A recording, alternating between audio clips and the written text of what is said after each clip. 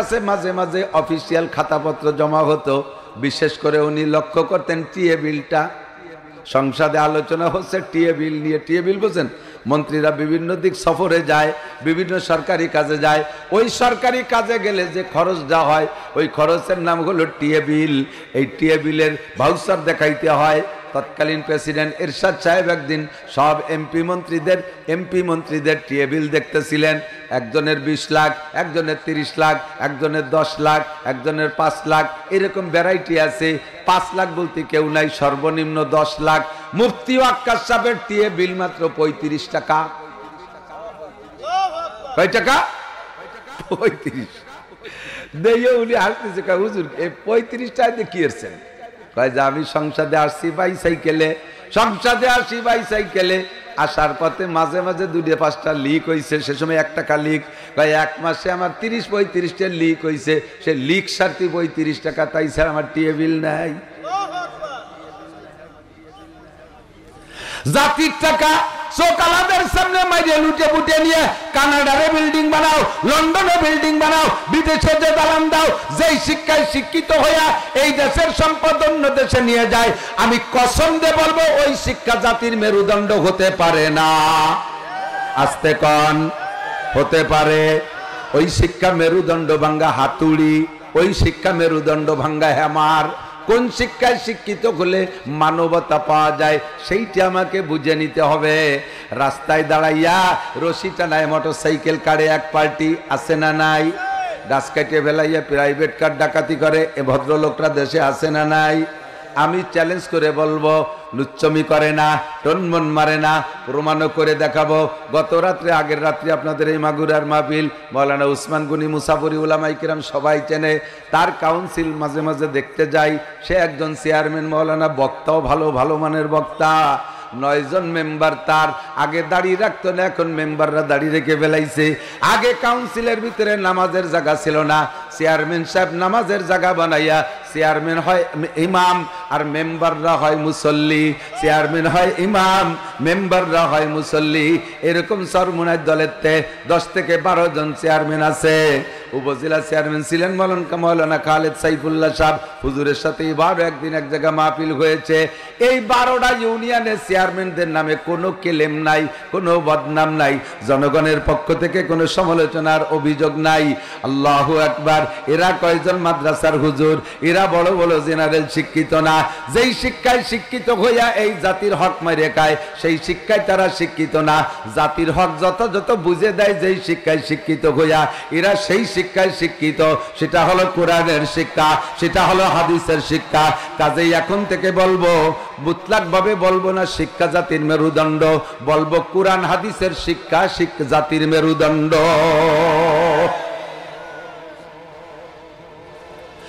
আরে হাটাদারি, পটিয়া, বাবুনগর, জিরি, নাজিরাত, লালবাগ, ফরিদাবাদ, মালিবাগ, যাত্রাবাড়ি, গহরডাঙ্গা, নোয়াপাড়া মাদ্রাসা, Jessore rail station, ধরাটানা মাদ্রাসা, আপনাদের এই মাদ্রাসা, যত মাদ্রাসা আছে, একটা মাদ্রাসার ছাত্র শিক্ষকরা এই জাতীয় অন্যায় করে না।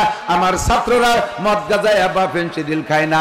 মাঝে মাঝে সরকারের পক্ষ থেকে পুলিশ আসে, ওসি সাহেব আসে, স্টেজে আসে কয় হুজুর আমারে 2 মিনিট সময় দেবেন। কেন? আমার 2টো কথা বলতে সরকার আমারে পাঠাইছে। উনি এই জায়গায় আইসা, এই ওয়াজের মাঠে স্টেজে আইসা কয় কি, আপনারা মাদক গ্রহণ করবেন না, আপনারা মাদককে না বলুন। এই মাদকের রস করতে আইছে। একবারও উনি কয় না আপনারা ঘুষ আমাদেরকে দেবেন না, এ কথা কয় না। আমাদেরকে ঘুষ দেবেন না তা কয় না, পোলা মানে মদ খায় তাই চেয়েছে। আমি বললাম স্যার, আমার এই স্টেট প্যান্ডেলে যারা আছে এই একজনে মদ গাঁজা খাই না এই জায়গা বসে কমপক্ষে। আর আপনি রাত বরস করে যা ঠেকাইতে পারবেন না পারবেন সেটা আপনার ব্যাপার। কারণ আপনাদের মতো অনেক রেসিনি যারা গোপনে নিজেরাই মাদক ডিলারের কাছে মদ পৌঁছাই দিয়ে আসেন, ঠিক না? আমার একদিন এক ওসি সাহেব বলতে প্রস্তাব দিয়েছে, হুজুর আপনার মাদ্রাসা একটা প্রোগ্রাম করব, সরকারিভাবে নির্দেশিত, আমরা প্রোগ্রামটা আমাদেরকে একটু সুযোগ দেবেন। এটা মসজিদেও হতে পারে, বাইরেও হতে পারে। কি প্রোগ্রাম? কি কয় যে মাদক বিরোধী একটা আন্দোলন চলতেছে সরকারিভাবে, এ ব্যাপারে মাদ্রাসার ছেলেদেরকে একটু কিছু বলবো। আমি কলা আল্লাহর কিরে স্যার, আমার ছেলেরাও জানেই না। ও কইলে আবার দুই একজন তো বড় আছে, ওকে মধ্যে নিশা হতে পারে যে জিনিসটা কি একটু খাইয়ে দেই, জানে নাই, জানা না জানার মধ্যে যে থাক। সৌদি আরবে গেছি হজে, একজন বলতেছে, এক বন্ধু সৌদি আরবিয়ান বলতেছে, আমাকে বাংলাদেশে বিভিন্ন জায়গায় লেখা থাকে না ধূমপান নিষেধ, আর ও দেশে আরবিতে লেখে মামনুউত তাদখিন। মামনুউত তাদখিন মানে ধূমপান নিষেধ। তো ওই লোক কয় আমি এই সিগারেট খাবো না বলে পাকা সিদ্ধান্ত নেই, কিন্তু হঠাৎ করে কোনো জায়গা যদি লেখা দেখি যে মামনুউত তাদখিন ধূমপান নিষেধ, সেই সময়টা না খাইয়ে পারি না, ওইটা দেখলি বরানে চাই। আমি কইলাম স্যার, আমার মাদ্রাসার ছাত্র শিক্ষকরা মদ, গাঁজা, ইয়াবা, ফেন্সিডিল, হিরোইন, ভাং মাং এগুলো কিছু চেনে না। খালি খালি আপনি যে উজলই দিয়ে ওদের মধ্যে আবার নিশা বানাই দেবেন, দরকার নাই। ও যারা খায় সেই জায়গায় যান, স্কুল কলেজ ইউনিভার্সিটিতে যান। আমাদের গোপালগঞ্জের একজন এমপি, ঢাকা এই আওয়ামী লীগের এমপি ছিল, ঢাকা ধানমন্ডি 7 আসনের এমপি কাজী ফিরোজ রশিদ সাহেব, উনি আমাদের আর একজন এমপির বিপক্ষে, সেই এমপি আহমদ শফি সাহেবরে বলেছিল তেতুল হুজুর। এই কথার জবাব দিতে যে কাজী ফিরোজ রশিদ সাহেব একটা বক্তব্য বলেছিলেন, উনি বলেছিলেন, মাননীয় স্পিকার, মাননীয় এমপি সাহেব সম্ভবত, মাননীয় সংসদ সদস্য সাহেব সম্ভবত উলামায়ে কিরাম সম্পর্কে বিন্দুমাত্র ধারণা রাখে না। আলেম উলামার যে কত ভালো এ সম্পর্কে ওনার কোনো অভিজ্ঞতাই নাই, যার কারণে উনি এমন একটা উদ্ভট কথা কোঠে বলে ফেললেন। আমি কাজী ফিরোজ রশিদ, আমার নিজস্ব মাদ্রাসা আছে, আমি মাদ্রাসা চালাই। আমার মাদ্রাসা আমি কিভাবে চালাই? আমার মাদ্রাসার বিল্ডিং আর আমার বাড়ির বিল্ডিং এর ভিতরে প্রথম বৈষম্য করেছি। আমার বাড়ির বিল্ডিং এর ফ্লোরের টাইলস লাগাইছি 160 টাকা স্কয়ার ফিটে, আর আমার মাদ্রাসা হেফজখানার বিল্ডিং এর ফ্লোর টাইলস দিছি 180 টাকা বিল স্কয়ার ফিট। কেন দিলাম বেশি কইরা? আমার এই ফ্লোরের পর বইছে টেলিভিশন দেখবো, ছেলে মেয়ে নিয়ে দুনিয়ার আড্ডা ফাড্ডা মারবো, আর ওই ফ্লোরের পর বইছে আল্লাহর কোরআন তিলাওয়াত হবে। এই আমার গুনার ফ্লোরের উপরে এইটা আমার গুনাহ হবে, যেই ফ্লোরে এইটার দাম বেশি হবে, আর কোরআনের ফ্লোরের দাম কম হবে। আল্লাহ মেনে নেবে না, আমাকে আল্লাহ অপমান করবে। কাজেই আমি আল্লাহর কোরআনের সম্মান দিয়েছি। আমার মাদ্রাসার ছেলেদেরকে আমি চাউল কিনে খাওয়াই, আমার ছেলেদেরকে আমি চাউল কিনে খাওয়াই। আমি খাই 65 টাকা কেজির চাউল, আমার ছাত্রদেরকে কিনে দেই 70 টাকা কেজির চাউল। এরকম আমি কেন করি? আমি চাউল খাই, আমার বউ ছেলে মেয়ে চাউল খাইয়া দুনিয়ার ধান্দায় নেমে পড়বো, আর ওরা ওই চাউল খাইয়া আল্লাহর কোরআন নিয়ে পড়ে থাকবে। কাজে আমার চেয়ে তারা দামি চাউল খাবে। কথা কোন ঠিক কি ঠিক না? আমি আমার ঘরের ভিতরে যে এসি লাগাইছি, হুজুরদের এসি তার চেয়ে দামি বানাই দিছি, কারণ আমরা এসির মধ্যে নাক ডেকে ঘুমাবো, ওরা শেষ রাত্রি উঠে তাহাজ্জুদের নামাজ পড়িয়া আমরা খাইয়ে ঘুমাই থাকবো। আমরা আমাদের দোয়া করি না, ওরা আমাদের চাইল খেয়ে আমাদের জন্য দোয়া করবে। কাজেই তাদেরকে ভাবে প্রাধান্য দিয়ে থাকি আমি সর্বক্ষেত্রে। আমার দিক তাকান, পিছনে তাকান না, সময় কম, যার যেখানে বসার দরকার সে বসে নেবেন, অতটা মহাব্বত দেওয়ার দরকার নেই। এদিক তাকান। আল্লাহু আকবার। এরপরে কাজী ফিরোজ রশিদ বলেন, আমার জানা আছে মাদ্রাসার ছাত্ররা সকালবেলা পোলাও পায় না, সকালবেলা তারা ঘি মাখন পরাটা পায় না, তারা সর্বি কলা সাগর কলা খায় না। বহুত গরিবের পোলা সকালবেলা 4টে পান্তা ভাত অথবা একখান টোস 1 গিলাস পানি খাইয়া উঠছে তারা রাত 3টের সময়, খুদায় পেটটায় তুই তুই করে সকালবেলা পান্তা পানি খাইয়া আল্লাহর কোরআন নিয়ে বইসা যায়, আল্লাহর সাথে তারা গল্প করে। আর বড় লোক জমিদারের পোলা পানগুলো ঐতিহ্যবাহী পোড়াখালী তালিমুল কোরআন মাদ্রাসার উদ্যোগে পোড়াখালী, শ্রীধরপুর, অভয়নগর, নোয়াপাড়া, যশোর, বাংলাদেশ আয়োজিত বার্ষিক ওয়াজ মাহফিল। অধ্যকার মাহফিলের সম্মানিত সভাপতি জনাব আলহাজ হযরত মাওলানা ফজলুর রহমান মৃধা সাহেব, আলহাজ মোহাম্মদ ফজলুর রহমান সাহেব। এতক্ষণ পর্যন্ত বয়ান করেছেন আহলে হক উলামায়ে কেরাম। বিশেষ করে সবে মাত্র বয়ান শেষ করলেন আমাদের নোয়াপাড়া পীরবাড়ি বড় মাদ্রাসার মুহাদ্দিস সাহেব হুজুর, মাদ্রাসার সুযোগ্য সুদক্ষ মোহতামিম সাহেব, আসাতিজা কেরাম, আজিজাম তুলাবা, প্রাণপ্রিয় দেশবাসী।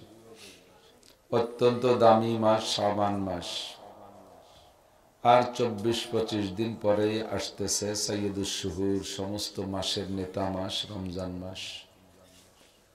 পরপর 7টি মাস একের পর এক দামি। রজব মাস কেন দামি হুজুর বলেছেন, আমি এসে আংশিক শুনেছি। হুজুর আলাইহিস সালাতু ওয়াস সালামের মেরাজ এবং মুসলমানদের জন্য 5 ওয়াক্ত নামাজ ও মাসেই আল্লাহ পাক রব্বুল আলামিন আমাদের জন্য পাঠিয়েছিলেন এবং হুজুরকে সামনে বসায়া সূরা বাকারার শেষ 2 আয়াত ওখানে বসে শিখাই দিয়েছিলেন। চলতি মাসটা দামি আমাদের আহলে সুন্নাত ওয়াল জামাতের আকীদা অনুযায়ী 15ই শাবান 14ই শাবান দিবাগত রাত একটা বড় ইবাদতের রাত। অনেক ফাজাইল ও বারাকাত সে রাত্রে শুনেছেন, আরো শুনবেন আইম্মায়ে মাসাজিদদের মাধ্যমে। এ কারণে মাসটা দামি। রমজান মাসের দামের তো প্রকাশ কি বলা হয়, বর্ণনা দেওয়ার প্রয়োজন রাখে না।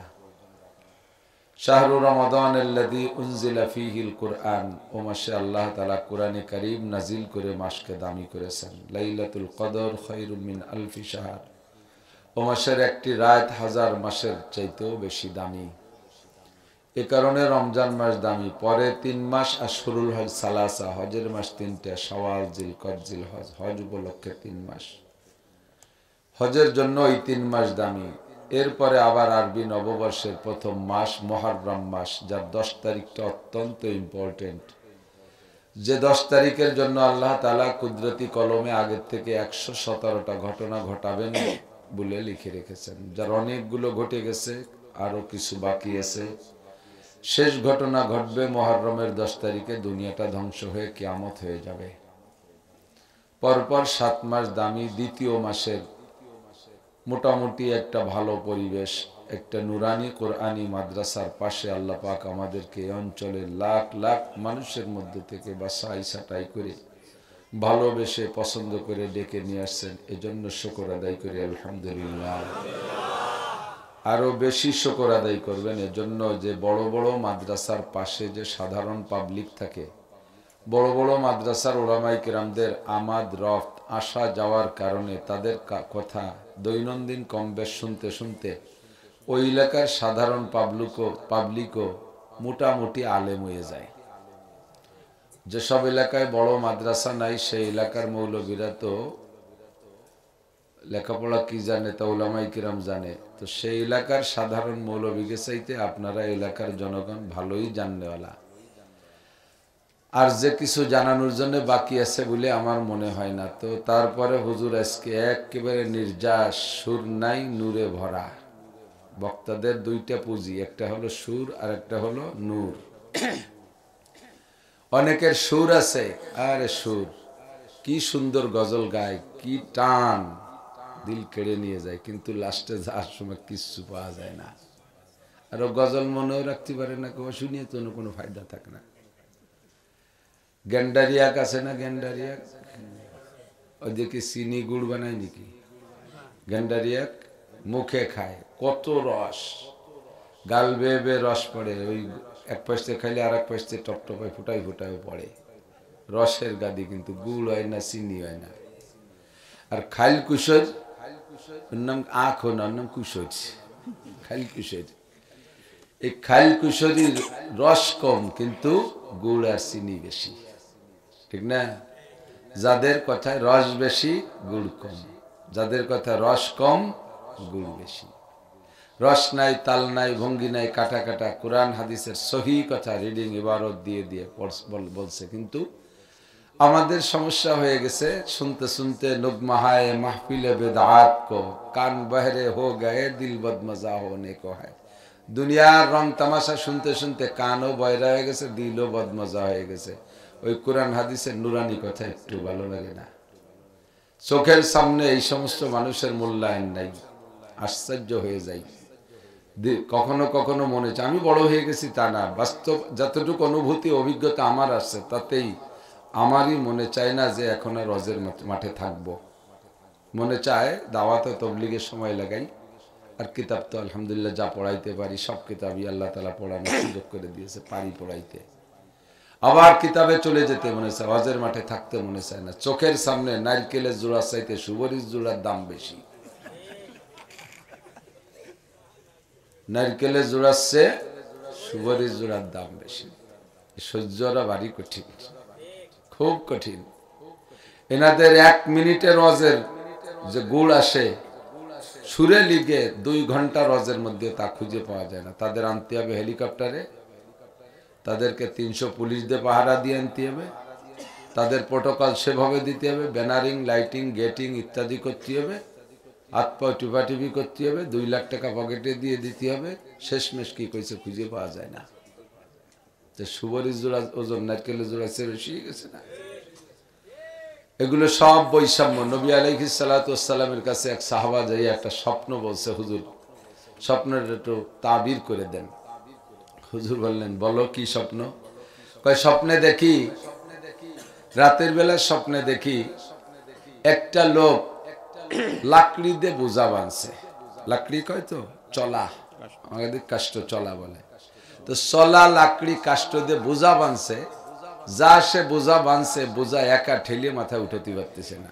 তো আমি পাশতে যাচ্ছি, আমার কাছে সাহায্য চাইলো যে ভাই আমার বোঝাটা একটু উঠাই দেন। তো আমি যাইয়ে 2 জনে ঠেলাঠেলি ধাক্কা ধাক্কি করলাম, করলাম না।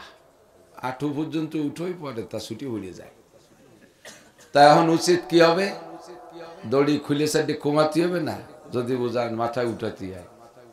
তো দড়ি খুলছে, কিন্তু ওইতে সাইডে না কমাইয়ে পাশে আরো চলা ছিল, সেইতে 1 পাজা দিয়েছে। তখন তো আমার মিজাজ গরম হয়ে গেছে, স্বপ্নেই মিজাজ গরম হয়ে গেছে। বললাম, বেটা যা ছিল তাই পারি না, ফিরে আবার আর 1 পাজা দিলি কেন? ও আমার ধমক দেখে, আমার বোঝা আমি যা খুশি তাই করবো, চোখ রাঙ্গাবা না। আমার বোঝা আমি যা খুশি তাই করবো, চোখ রাঙ্গাবা না। তখন ও আশ্চর্য হচ্ছে, এরকম তো দেখিনি। এইভাবে চলে গেলাম। ওর পাশে বোঝা পরে ঠেলা ঠেলি উঠতে পারলাম না, ফেলাই চলে গেলাম। কদ্দূর যে দেখি একটা পাখি ময়লার ভিতরে বসা। শহরের সারা শহরের ময়লা ফেলে এক জায়গা ডাস্টবিন, এই ডাস্টবিনের ভিতরে একটা পাখি পায়খানার ভিতরে বসা। আর এই ময়লার ভিতরে বসে সামনে পায়খানার পোকা এই খুঁটে খুঁটে খাচ্ছে। অথচ পাখিটার বাহ্যিক অবস্থা ভিন্ন, চেহারা এত সুন্দর, আর সারা গায়ে পর পাখনায় বোঝা যাচ্ছে 30 পারা কোরআন শরীফ লেখা। গায়ে 30 পারা কোরআন শরীফ লেখা, অথচ সে পায়খানার পোকা খুঁটিয়ে খাচ্ছে। এটা দেখে আর একটা ব্যতিক্রমী, কি খালি উল্টো পাল্টাই দেখো নি আজকে স্বপ্নে। ওই দেখে তারও তর্জমা বুঝলাম না, চলে গেলাম কদ্দূর। এরপরে যে দেখি পরপর 3টে পুকুর। তো প্রথম পুকুরটা ভরা পানি, পাশের 2টা পুকুর খালি। তো ভরা পুকুরের পানি এইভাবে ওই পাইপ দিয়ে পানি মারলে যেরকম যায়, ওইভাবে সিটে যাইয়া 3 নম্বর পুকুরে পড়তেছে গপ গপ করে। অথচ পাশের পুকুরটা ঠিক মতো পড়ে না, তা শুয়ে যাচ্ছে, একটু শিরশিরে একটু পড়ে। আমার ওই স্বপ্নের মধ্যে দাবি ছিল যে ভরা পুকুরের পানি যেহেতু পানি বেশি হয়ে যাচ্ছে, আগে পড়বে পাশেরটায়, তারপরে যাবে 3 নম্বরটা। তো পাশেরটা পায় না, 3 নম্বরটা ভরে যাচ্ছে। হুজুর এই আইলো যাইলো স্বপ্নে দেহে মন খারাপ, একটু তর্জমা কি কম আপনার জানা আছে? হুজুর বললেন, কুল্লু হাউলাই মিন আশরাতিস সাআ, এই সবগুলোই কিয়ামতের আলামত। এই সবগুলো কিয়ামতের আলামত। কিয়ামতের আগে এরকম ঘটনা ঘটবে। হুজুর ব্যাখ্যা, প্রথম যেটা দেখেছো যে বোঝা বাঁচছে, উঠাইতে পারে না, সহযোগিতা করতেছো তাও উঠাতে পারে না। দায়িত্ব ছিল, উচিত ছিল রশি খুলে চালিয়ে কমাইয়া তারপরে মাথায় নেবে। সেখানে আরো ওর ভিতরে পাজা ঢুকায়, আর তারে নিষেধ করলে বা সুবুদ্ধি দিলে সে ধমক দেয়। এটা হলো কিয়ামতের আগে মানুষের স্বভাব এরকম হবে। যে পরিমাণ গুনার বোঝা সে বাঁধছে, এই নিয়ে আল্লাহর কাছে যাইতে পারবে না। এই বোঝাই বহন করার শক্তি তার ঘাড়ে নেই। যদি তাকে নিষেধ করা হয় যে ভাই এত বড় বোঝা বয়ে নিতে পারবে না, সুদের বোঝা, ঘুষের বোঝা, চুরির বোঝা, ডাকাতির বোঝা, টোন মারা, মন মারা, রাস্তা মারা, খাল মারা, ভিজিএফ কার্ড মারা, পঙ্গু ভাতা, বয়স্ক ভাতা, করোনা ভাতা মারিয়ে খাইয়ে সব করি বেলাচ্ছে।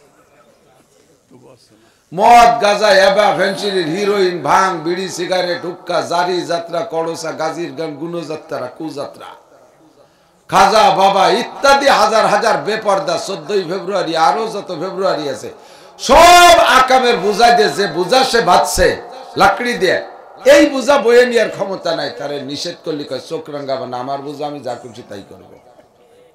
বলে কি বলে না? বাবা একটু থাম, অত গুণা করিস না, জ্ঞান দেয়া লাগবে না। ভাষা পাল্টি গেছে, আগে কত বুদ্ধি দেয়া লাগবে না, এখন জ্ঞান দেয়া লাগবে না। তুই জ্ঞান বানান কর দি, জ্ঞান বানান কর দি, কি দিয়ে জ্ঞান? তুই তো গয়জাবালা আকার ন জ্ঞান কবি, জ্ঞান রে সংযোগ কোন কোন হরফে সংযোগ দিলি এই জ্ঞান হয়, তাই তো পারবে না। জ্ঞান দিতে হবে না। তারে বললে আরো চোখ রাঙ্গায়, আমার ছেলে যা খুশি তা করবে, তুমি বলার কে? আমি যা খুশি তাই করবো, তুমি বলার কে? আছে না নাই কতক্ষণ? চলছে কি চলছে না? একেবারে হুবহু মিলে গেছে। 2 নম্বর যেটা দেখলাম, দেখলে তার তর্জমা হলো ময়লার ভিতরে পাখি বসা, পাখির সারা গায়ে 30 পারা কোরআন শরীফ লেখা, অথচ পাখিতে পায়খানার পোকা কুটে খায়। কিয়ামতের আগে দেখতে এমন এমন কিছু মানুষ হবে, দেখতে বড় আলেম, গায়ে পোশাক বড় সুন্দর, সব কিছু বড় সুন্দর, বাহ্যিক ভাবে মনে হয় যেন হক্কানি বিজ্ঞ আলেম, কামেল পীর হবে, অথচ ফাঁকে ফাঁকে এই সমস্ত নাপাক খুঁটিয়ে খাবে, বেদাতি পয়সা খাবে, মান্নত খয়রাত খাবে, সুদে টাকা খাবে, ঘুষে টাকা খাবে, হারাম খাবে। হারাম খুঁটা বাসার ভিতরে নাই, যা সামনে আসবে এক পাশে গিলতি থাকবে। এই সমস্ত মানুষগুলো হলো ওই পাখিটার নমুনা, সারা গায়ে 30 পারা কোরআন শরীফ লেখা, পায়খানার পোকা খুঁটে খায়। 3 নম্বর যেটা দেখেছো তার তরজমা হলো পাশাপাশি 3টা পুকুর, ভরা পুকুরের পানি পড়বে আগে, পাশের পুকুরি না পড়ে 3 নম্বর পুকুরি পড়ে। এটা হলো কিয়ামতের আগে সব জায়গায় অনিয়ম শুরু হয়ে যাবে। নিয়ম পাশের পুকুর ভরবে আগে, তারপরে পানি বেশি হয়ে গেলে 3 নম্বরটাই যাবে। কিয়ামতের আগে ছেলেরা কামাই করে পাশের পুকুর আব্বা মা তাকে না দিয়ে 3 নম্বর পুকুর শ্বশুর শাশুড়ির পুকুর ভরবে, ঠিক না? পাশের পুকুর স্ত্রী, স্বামীর ভালোবাসার পানি পড়বে স্ত্রীর পুকুরে, তা না পড়ে 3 নম্বর পুকুর শালীর পুকুরই পড়ে। পাশের পুকুর স্ত্রী, স্ত্রীকে ভালোবাসে না, ভালোবাসে যে বাবিরে, কতক্ষণ? পাশের পুকুর ভাই, ভাই না খেয়ে মরে, শালারে দালান বানায় দেয়। ভাইরা কিসেন বেঁচে বেড়ায়, শালারে 5 লাখ টাকা দিয়ে সৌদি আরব পাঠায় দেয়, পাশের পুকুর খালি 3 নম্বর পুকুর ভরে যায়। সব অনিয়ম। নারকেলের জোড়া চাইতে সুপারির জোড়ার দাম বেশি হয়ে যায়, সব এই অনিয়মের মধ্যে, ঠিক না? এজন্য ভয় লাগে বেশি। আগে বড় দামি দামি মানুষ হাতে গড়ি দেখতেন, ঠিক না? যখন গড়ি এক সাইডে জাইলিয়ে জিয়েনি ঋষি মুসি নাপিত দুপা কামার কুমার চন্নকার মন্নকার সবাই হাতে যখন গড়ি, বড় লোকরা গড়ি খুলে দিছে, ও আর হাতে দেওয়া যায় না, ঠিক না? যখন পাঙ্কু পুঙ্কুরা স্টেজে উঠার আগে বাড়ির থেকে 80,000 টাকা আগে নিয়ে নেয়, সেই মুহূর্তে মৌলানা তলহা সাহেব স্টেজে আসতে পারে না, হয় না, ওখানে যাওয়া যায় না, বড়রা সব মাইনাস হয়ে যাচ্ছে। দোয়া করেন আল্লাহ তাআলা যেন এই মাহফিলগুলোকে নুরানি সাজে, নুরানি সাচে সাজানোর তৌফিক দান করে, বলেন আমিন। আর এর জন্য মাদারেসে কওমি একান্ত জরুরি। কওমি মাদ্রাসার পাশে যতটুকু ভালো আছে, আশেপাশে তো জান না, আমি তো সারা বাংলাদেশ ঘুরি, কত যে অনিয়ম দেখি, সে অনিয়ম আপনাকে কাছে কইলে মনে করেন যে জায়গায় বসে বসে ভাও কথা বানায়, বানানি ভাও কথা না, এগুলো সব চোখের সামনে দেখি। যে দেখি এক জায়গা মসজিদের পাশে গেট, কলা গাছ দিয়ে সুন্দর করে গেট বানাইছে, গেটে লেখা হালখাতা, হালখাতা ওইন্দে যাচ্ছে। আমি বলি মসজিদের ভিতরে কিটা দোকান দেয় যে এরকম জায়গা গেটে হালখাতা? পরে কয় যে না, দোকান নাই, হুজুরির বেতন বাহি পড়ছে, তাই উঠোনের জন্য হালখাতা দিছে।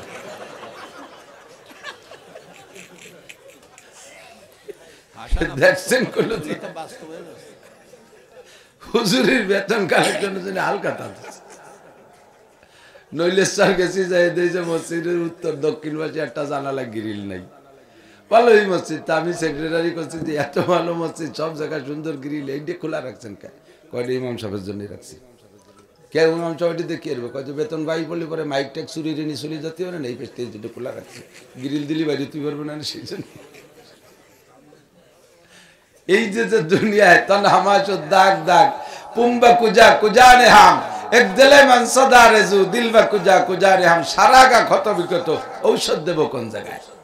বড় বড় ওলামায়ে কেরাম স্টেজে, হুজুর তো আমার উস্তাদদের সাথী, হুজুর আমার চেয়ে অনেক সিনিয়র আমার উস্তাদদের সাথে, হুজুরের কাছে পড়তে সুযোগ, আমার সাথীরা পড়ছে, মৌলানা মিরাজ হুজুরের ছাত্র হুজুরের কাছে পড়ছে, সে আর আমি এক ক্লাস ফ্রেন্ড। মৌলানা আতাউর রহমান মাদ্রাসার মুহাদ্দিস, আমরা একসাথে হুজুরের ছাত্র, হুজুর আমার উস্তাদদের সাথী। কাজেই হুজুরের সামনে বলতে গেলে হিসাব নিকাশ করে বলা লাগবে। মুহাদ্দিসিরা কিরাম জানে হাদিসের কিতাব এবং ফিকার কিতাবের একটা তরতিব আছে, লেখার একটা সিরিয়াল আছে। কষ্ট হচ্ছে আপনাদের? কিতাব লেখার তরতিব সিরিয়াল হলো, শৃঙ্খলা হলো, সাজ কেমন। আগে এক এক কিতাবের এক এক মুসান্নিফিনদের কেউ হাদিসের কিতাব লিখতে গেলে কেউ ওহির বর্ণনাটা আগে আনছে, তারপরে কিতাবুল ঈমান, তারপরে কিতাবুল ইলম, এরপরে কিতাবুত তাহারাত, এরপরে কিতাবুস সালাত। আমি কিতাব কিতাব করে বলতেছি আর আরবি বলতে টের পাচ্ছে না। প্রথম ঈমান সংক্রান্ত আলোচনা ইমাম বুখারী আনছে কিতাবু কাইফা কানা বাদুল ওহী। ওহির মাধ্যমে যেহেতু সারা দুনিয়া এলেম আসছে, এই জন্য ওহিটা হুজুরের কাছে কিভাবে আসতো উনি সেটা দিয়ে শুরু করছেন বুখারী শরীফ। অন্যান্য কিতাবের মধ্যে কিতাবুল ঈমান আগে আসছে, যেহেতু মানুষ ওহিকে বিশ্বাস না করলে তারপরে ওহির মধ্যে কি আছে তা তো আর দরকার নেই, আগে তো ওহিরে বিশ্বাস করতে হবে, ঈমান ঠিক করতে হবে। এই জন্য কিতাব ঈমানের অধ্যায় আগে আনছে। ঈমান আনার পরে তারপরে ইবাদতের দিকে ঢোকার আগে লাগবে পবিত্রতা। কি লাগবে? আত-তাহুরু শাতরুল ঈমান। পবিত্রতা ঈমানের অর্ধেক অঙ্গ, না খালি অর্ধেক। তো ঈমানের পরে পবিত্রতা লাগবে। এই পবিত্রতা অর্জনের পরে ইবাদত শুরু হলো। ইবাদতের মধ্যে সর্বশ্রেষ্ঠ ইবাদত কোনটা? আউয়ালু মা ইহাসাবু বিহিল আবদু ইয়াউমাল কিয়ামাতিস সালাহ, খামসু সালাওয়াতিন ইফতারাজাহুন্নাল্লাহ, আকিমিস সালাতা তারাফাইন নাহারি ওয়া যুলাফাম মিনাল লাইল, ইন্নাল হাসানাতি ইউযহিবনাস সাইয়্যাত, যালিকা যিকরা লিয-যাকিরিন, মান হাফাযা আলাস সালাওয়াত। প্রচুর হাদিস আছে নামাজের পক্ষে। সর্বশ্রেষ্ঠ কথা হলো কিয়ামতের ময়দানে মুমিন আর কাফের ভাগ করার পরে কাফেরদেরকে বিনা হিসাবে জাহান্নামী, ফি নারি জাহান্নামা খালিদিনা ফিহা আবাদা। একজন কাফেরের কাছে নামাজ জিজ্ঞেস করা হবে না, রোজা জিজ্ঞেস করা হবে না, কোন শরীয়তের বিধিবিধান জিজ্ঞাসা করা হবে না। দুনিয়ায় যত ভালো কাজ করেছে কাফেররা, এর প্রতিদান দুনিয়ায় পাওয়া হয়ে গেছে, পরকালে তারা কিছুই পাবে না। আল্লাহ নিজেই বলেন, মান কানা ইউরিদু হাসাদ দুনিয়া নুতিহি মিনহা ওয়া মা লাহু ফিল আখিরাতি মিন নাসিব। যারা দুনিয়াকে প্রাধান্য দিয়ে দুনিয়ায় সবকিছু করেছে, তাদেরকে দুনিয়া আমি দিয়েছি, ওয়া মা লাহু ফিল আখিরাতি মিন নাসিব, আখিরাতে কিছুই পাবে না। কাফেররা বিনা হিসাবে জাহান্নামী। ওদের কাছে নামাজ, রোজা, হজ, যাকাত, পর্দা, পর্দা, হালাল হারাম কিছু জিজ্ঞাসা করা হবে না। থাকলো ডান পাশে মুমিনরা। এই মুমিনদের মধ্য থেকে কয়েকটা গ্রুপকে আল্লাহ বিনা হিসাবে জান্নাতে পাঠাইয়া দিবে। এরপরে একটা দল মুমিনদের মধ্যে থাকবে কলেমা পড়া, কিন্তু বিনা হিসাবে জান্নাতে যার যোগ্য না। এরা মুযাবযাবিনা বাইনা যালিকা, লা ইলাহা উলাই ওয়া লা ইলাহা উলাই। দোমুখী মুসলমান, দোমুখী মুমিন। দুর্গা পূজা পাইলে সে জায়গাও যায়, আবার মাহফিল পাশে মাহফিল হইলে সে জায়গাও আসে। শুক্রবার একটু মসজিদেও যায়, আবার হিন্দুকে মন্দিরে একটু যায়। আল্লাহু আকবার। ওয়াজের মাহফিলেও যায়, জারি যাত্রা, কলসা, গাজীর গান, গুণযাত্রা পাইলে সে জায়গাও একটু যায়। বিশ্ব ইজতেমায়ও যায়, আবার গোপালগঞ্জের কাশিয়ানি, উড়াকান্দি, ঠাউর বাড়িও একটু যায়। ওই জায়গাটা ইজতেমা হিন্দুকে বলে ইজতেমা। ওই যে গতবার আইছো মোদি জুমো পড়িয়ে গেল, শুক্রবারে আইছিল, তাই তুই ভাবছি জুমো ভর্তি হয়েছে।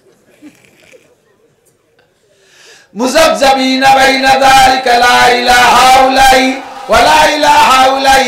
পাক্কা ডানপন্থীও না, পাক্কা বামপন্থীও না, দোমুখী দোমুখী ভাব। কলেমা পড়েছে লা ইলাহা ইল্লাল্লাহ মুহাম্মাদুর রাসূলুল্লাহ। এই কলেমার বদৌলতে জান্নাতে যাবে, কিন্তু অনেক শরীয়তের অনেক বিধান বাদ দিয়েছে, হারাম অনেক কাম করছে। এদেরকে নিয়ে আল্লাহ হিসাবে বসবে, বিচারে বসবে। বিচারের কাঠগড়ায় তৃতীয় পক্ষ দাঁড়াবে। সূরা কিয়ার ভিতরে আসহাবুল মাইমানা মা আসহাবুল মাইমানা ওয়া আসহাবুল মাশআমা মা আসহাবুল মাশআমা। একদল ডানপন্থী, একদল বামপন্থী চলে গেল, আর একদল থাকবে মুযাবযাবিন বাইনা যালিকা, দুই দলের মাঝামাঝি। এদেরকে নিয়ে প্রথম যে জিজ্ঞাসাটা হবে সেটা হলো নামাজ। কথা কয় না? কি বলেন? আসতে কন শুনতে শুনতে আর কত নামাজ শুনবো, আর হাঁপাই গেলাম। নামাজের কথা দৈরি সব হুজুর নামাজের কথা কয়। আরে মিয়া নামাজের কথা তো এজন্যই কই, যত রোগ আছে সব রোগের একটা চিকিৎসা, সেটা হলো নামাজ। সেটা কি? নামাজ। মাঝে মাঝে দেখেন না যে পোলাপানকে টিকা দেয়, টিকা দেয় না? টিকা দেয়। টিকা যে বাড়ি দেয় আগে একটা মাইকিং করে যায়, বেশিরভাগ হলো ওই যে ওয়ার্ড চেয়ারম্যান মহিলা মেম্বার, ওর বাড়ি দেয় বেশিরভাগ। আর এলাকায় যদি কোনো ভালো নামি দামি ক্যাডার মহিলা থাকে তার বাড়িও দেয়। তো এই ক্যাডার মহিলার যে বাড়ি টিকা দেবে, টিকার পয়েন্টার ওই বাড়ির গেটে বাইরে দেখবেন একটা হলুদ কাপড় টানানো আছে, দেখছেন না? হলুদ কাপড়ের ভিতরে কি কি আছে? মাঝখানে একটা গোল বৃত্ত আছে, আছে না? বৃত্তের মাঝখানে ছোট্ট একটা বাচ্চার ছবি দেওয়া আছে, আছে? বৃত্তের 6 দিক দিয়ে দেখবেন 6টা তীর আছে, আছে না? এই 6টা তীর আর বৃত্ত আর ব্যানারটার এর ব্যাখ্যা কি? ওরা কোন ব্যাখ্যা কি আছে জানি না, আমি যেটা বুঝি সেটা হলো এই ব্যানারটা হলো দুনিয়া, পুরো ব্যানার দুনিয়া। এর ভিতরে বৃত্ত যে গোলটা, এটা হলো হায়াতের এরিয়া, এটা হায়াতের এরিয়া। মাঝখানে মানুষটা মানুষ, এই মানুষের দিকে হায়াতের এরিয়া ভেদ করে পৃথিবীর থেকে 6টা রোগ ওর দিকে আক্রমণ করে। এই 6টা রোগরে ঠেকানোর জন্য যদি রোগ 6টা ঢুকে যায়, যেমন তার মধ্যে একটা পোলিও, একবার পোলিও ধরে বসলে সারা পৃথিবী বাইটি খালি সুস্থ হবে না। আমার বড় ছেলেটা পোলিও আক্রান্ত, বিছেরে পড়া, 26 বছর, কোথাও গতি পারে না, উঠতে বসতে পারে না, কত বিপদ তারে নিয়ে। একবার পোলিও আক্রান্ত হয়ে গেলে আর কোনো চিকিৎসায় কাজ হবে না। এরকম 6টা রোগে তার দিকে রোগ করছে, তার ভিতরে ঢুকবে। এই 6 রোগের যদি একবার ঢুকে পড়ে আর চিকিৎসা হবে না, এই জন্য সরকার মেডিকেল সায়েন্সের বিজ্ঞানীদের মাধ্যমে গবেষণা করে একটা টিকা বানাইছে, যেই টিকাটা দিলে 6টা রোগ ঢোকে না, 6 রোগের হাত থেকে বাঁচে। আল্লাহ পাক রব্বুল আলামিন বলেন, এই গোটা দুনিয়ার জিন্দেগিতে তোমার হায়াতে, গোটা দুনিয়া হলো দুনিয়া, এর ভিতরে তোমার হায়াতের একটা বাউন্ডারি আছে। এই হায়াতের বাউন্ডারিতে 6টা জিন্দেগি, তোমার ব্যক্তিগত জীবন, পারিবারিক জীবন, সামাজিক জীবন, অর্থনৈতিক জীবন, রাজনৈতিক জীবন, আন্তর্জাতিক জীবন। এই 6টা জীবনের থেকে তোমার ভিতরে 6টা, 6,000, 6 লক্ষ, 6 কোটি রোগ ওই 6টা লাইন দিয়ে তোমার ভিতরে ঢোকার চেষ্টা করবে। এই 6 লাইনে যত রোগ আছে সব রোগের হাতের থেকে যদি বাঁচতে যাও, সুদের রোগ আছে, ঘুষের রোগ আছে, জিনার রোগ আছে, ব্যভিচারীর রোগ আছে, আইটেলা রোগ আছে, জাল দলিলের রোগ আছে, মিথ্যে সাক্ষীর রোগ আছে, মিথ্যে মামলার রোগ আছে, ভোট চুরি করার রোগ আছে, মানুষকে ঠকানোর রোগ আছে, সুদের রোগ আছে, ঘুষের রোগ আছে, মদ গাঁজার রোগ আছে, জিনা ব্যভিচারীর রোগ আছে। দুনিয়ার হাজারো রোগে 6 দিক দিয়ে আসবে। 6 রোগের থেকে যদি তুমি বাঁচতে চাও, তাহলে একটা ইবাদত, ইন্নাস সালাতা তানহা আনিল ফাহশাই ওয়াল মুনকার, একটা মাত্র টিকা, সেই টিকাটার নাম হলো নামাজ। নামাজ যদি ঠিক করে পড়ো, সব রোগ থেকে বাঁচতে পারবা।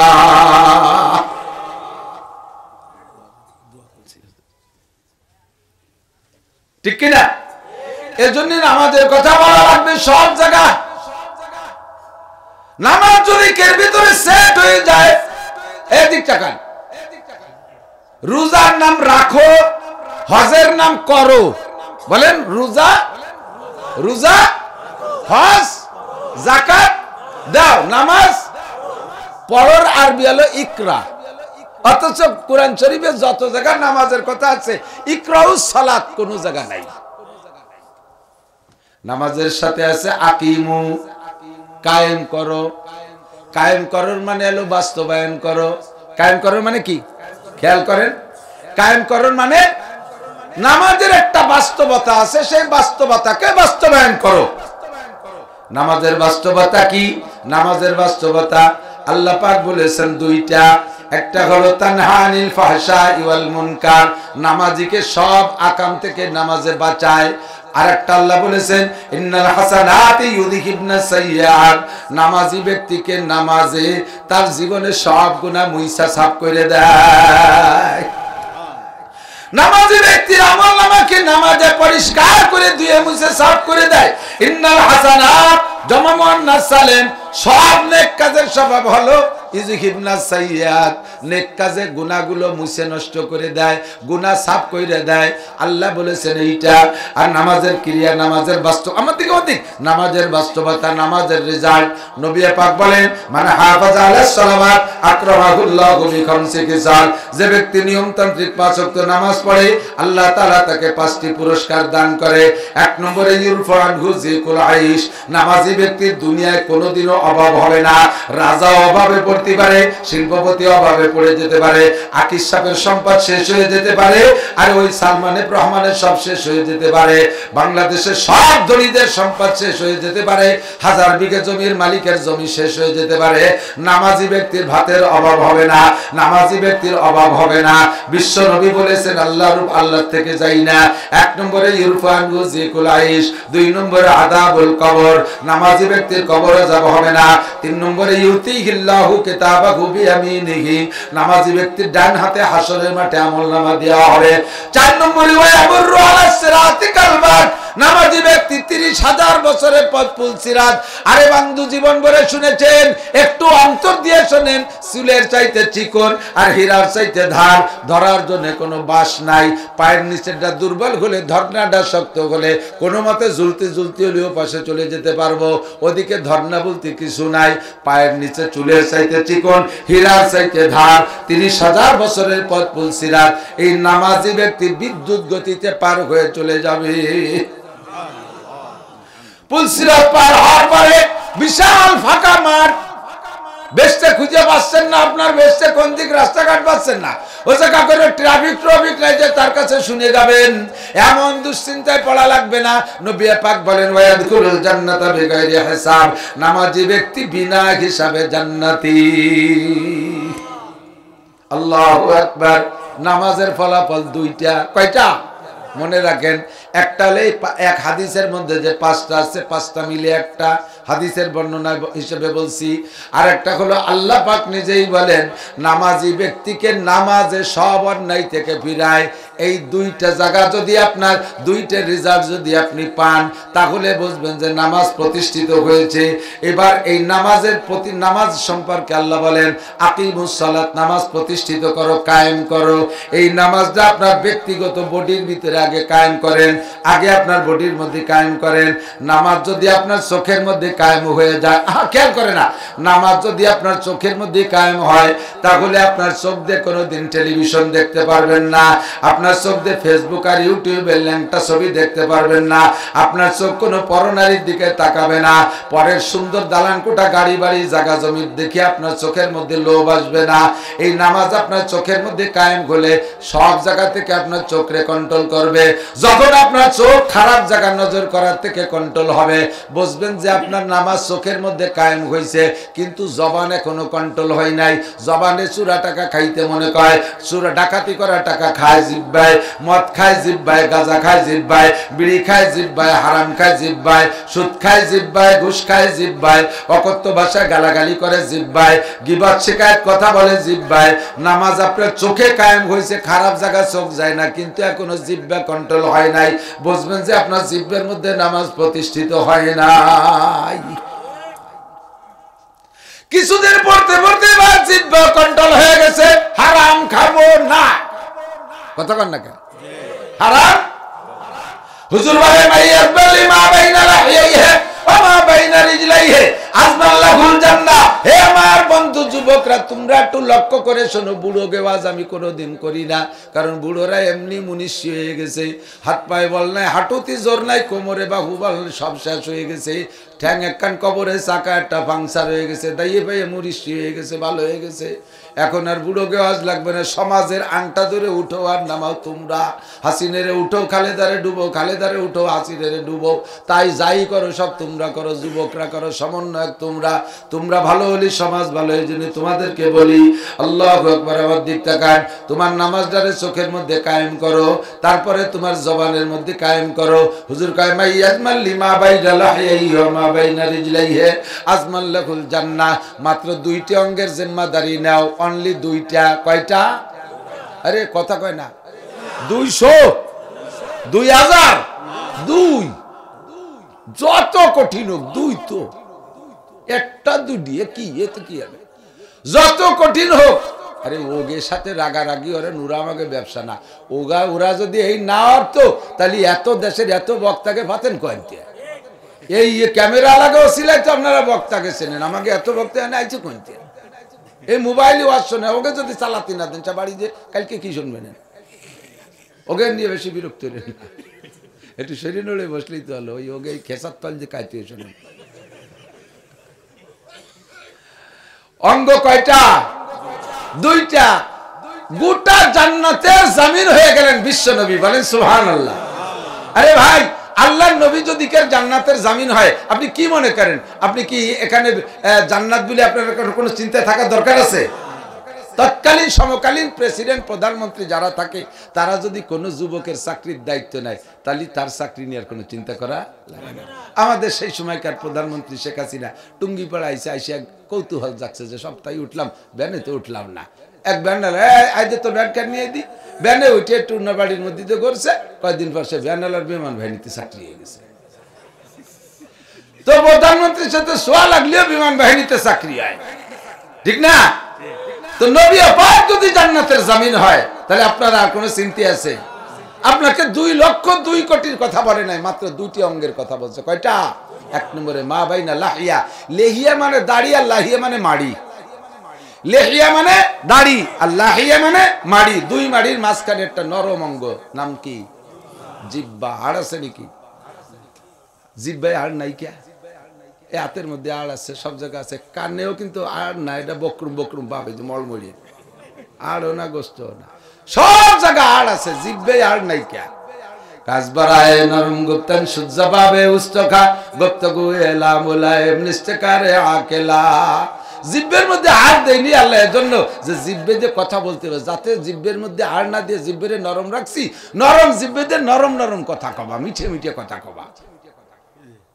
ওর মধ্যে হাড় দিলি শক্ত হয়ে যাচ্ছে, শক্ত শক্ত কথা। এই জন্য আল্লাহ খেয়াল দিয়ে জিহ্বের মধ্যে হাড় দেয়নি, কিন্তু সেই নরম যে কি গরম। হ্যাঁ, যারা দাউদে কব দিলি কাইটে যায়, সেলাই দে মলম দিলি সারিয়ে যায়, ছুরি দে কব দিলি কাইটে যায়, সেলাই দে মলম দিলি মিশে যায়, জিব্বে দে কব দিলি কাইটে যায়, দুনিয়া সব কিছু ঢালিয়ে দিলেও সেই দাগ মেটে না। এমন কথা একটা কইছে যে তুই যা ওরি চরিস, তুই তোর এই কথা কিয়ামতে আমার মনে পড়বে, তুই সামনে আসিস না, ঠিক কিনা? এই নরমে বিশাল গরম, দুইটা নরম, দুইটি অঙ্গে হাড় নাই, জিহ্বেও হাড় নাই, লজ্জাস্থানেও হাড় নাই। হুজুর কয় দুইটি অঙ্গ, এক নম্বরে দুই মাড়ির মাঝখানে নরম অঙ্গ জিহ্বা, দুই নম্বর হলো দুই রানের মাঝখানে নরম অঙ্গ সরঙ্গা।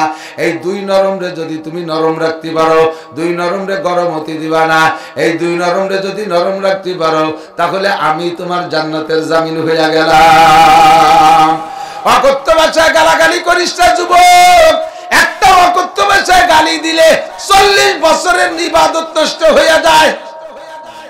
কিছু বিল্লাহ কবেন না, কি বিল্লাহ? 40 বছর কয় যে এক বেলার ইবাদত নাই, নষ্ট হবে কি? 40 বছরের ইবাদত, ইবাদতই করিনি, তার নষ্ট হতে তো কিছু তা লাগবে।